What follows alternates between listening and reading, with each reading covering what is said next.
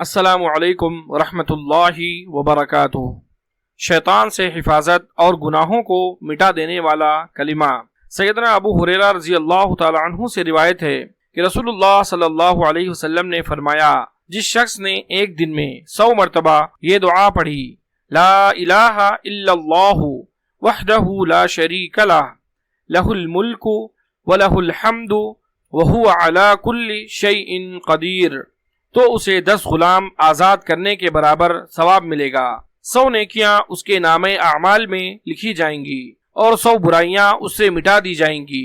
اس روز دن بھر یہ دعا شیطان سے اس کی حفاظت کرتی رہے گی یہاں تک کہ شام ہو جائے، اور کوئی شخص اس سے بہتر عمل لے کر نہ آئے گا مگر جو اس سے بھی زیادہ یہ کلمہ پڑھ لے۔ بخاری حدیث نمبر 3293۔ اللہ تبارک و تعالی ہم تمام لوگوں کو زیادہ سے زیادہ ان کلمات کو پڑھنے کی توفیق عطا فرمائے، آمین۔